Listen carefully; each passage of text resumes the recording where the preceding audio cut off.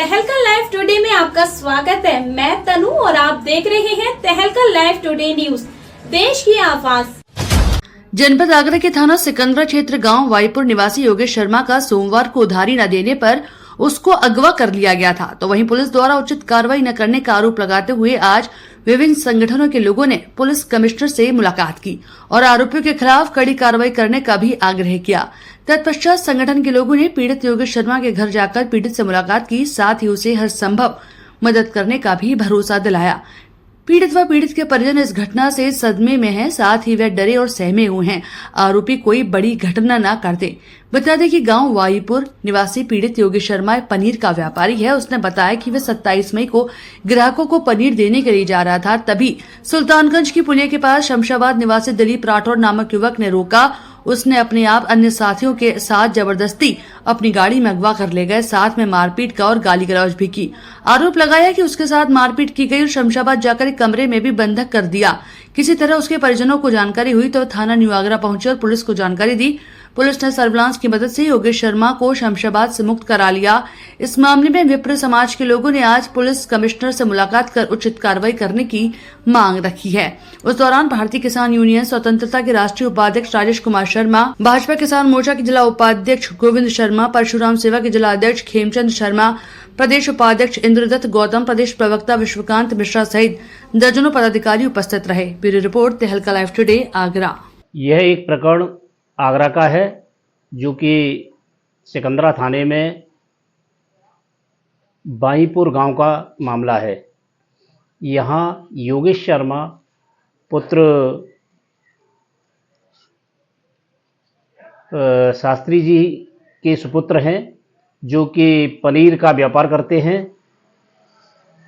ये 27 तारीख को सुल्तानगंज की पुलिया की तरफ अपनी बाइक से गए, जिनके साथ पनीर लदा हुआ था।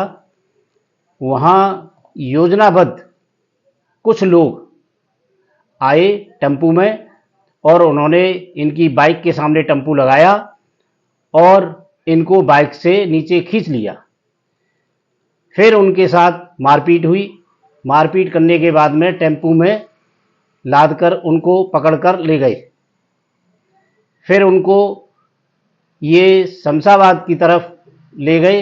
शमशाबाद में जाकर के इनके साथ मारपीट की और इनको एक कमरे में एक दिन बंद रखा, जबकि योगेश ने अपने पिताजी को किसी भी तरीके से फ़ोन किया तो वो पुलिस लेकर के शमशाबाद पहुँचे और वहाँ से योगेश को उनके चंगुल से छुड़ाया। ये जो व्यापारी थी, क्या किसी रंजिश थी, क्या था? हाँ, ये असल में क्या है कि ये दोनों ही व्यापार करते थे। कुछ लेन देन का मामला था। लेन देन के मामले की वजह से इनका अपहरण करके ये लोग ले गए। इसके लिए कहीं पुलिस को सूचना? हाँ, पुलिस को सूचना दी गई, लेकिन पुलिस ने क्या किया है कि उन जो मुलजिम थे उनको पकड़ करके लेके आए और उनको 151 में उनका चालान करके उनको फ्री कर दिया गया, जबकि मामला अपहरण का बनता है। यदि आप इस कार्रवाई से संतुष्ट नहीं है तो आप कहीं और उच्च अधिकारियों से मिले? हाँ, हम आज सीपी साहब से मिले और उन्होंने हमको आश्वस्त किया है कि इसमें मुकदमा लिखा जाएगा और पीड़िता को पूर्ण रूप से सहयोग मिलेगा और उसके साथ उचित कार्रवाई होगी, उसकी पूर्ण मदद की जाएगी, कहीं भी कोई कोताही नहीं बरती जाएगी, मुलजिमों को बख्शा नहीं जाएगा। क्या मांग रही आपकी ऐसे के साथ? हमारी मांग ये रही कि हमने मतलब ये है कि सीपी साहब से हमने यही कहा कि इसमें उचित कार्रवाई की जाए। जो घटना घटी है उसको विधिवत अमल में लाया जाए। अगर अमल में नहीं लाया गया तो फिर हमारा संगठन, बाकी आप जानते ही हो कि कुछ न कुछ कार्रवाई हम लोग भी करेंगे या उच्च अधिकारियों से मिलेंगे। बाकी हमको सीपी साहब ने जो आश्वासन दिया है उससे हमको राहत मिली है कि कार्रवाई ही उचित ही होगी।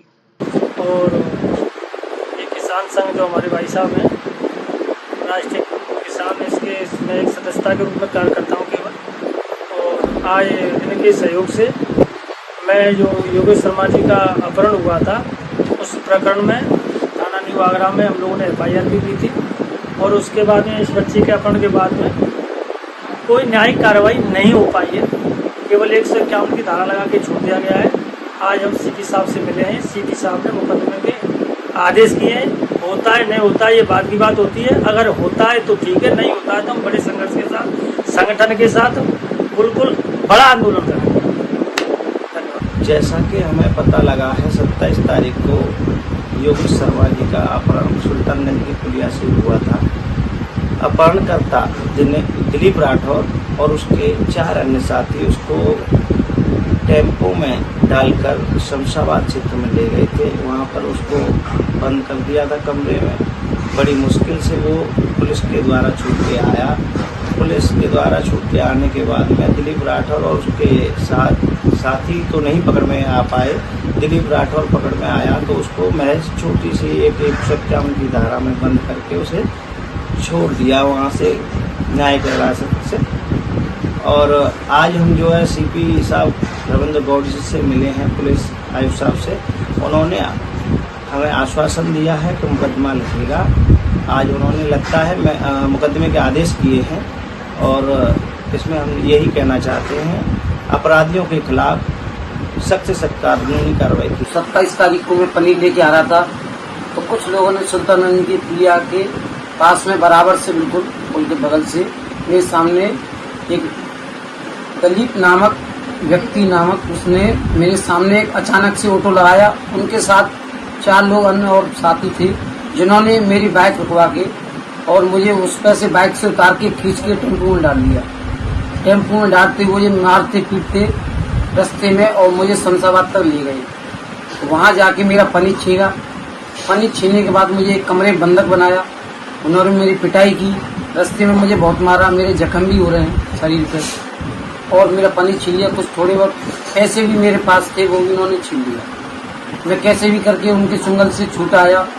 पुलिस को मैंने अपने पिताजी को घर पर सूचना दी। पिताजी ने सूचना थाना आगरा में दी। पुलिस पहुंची।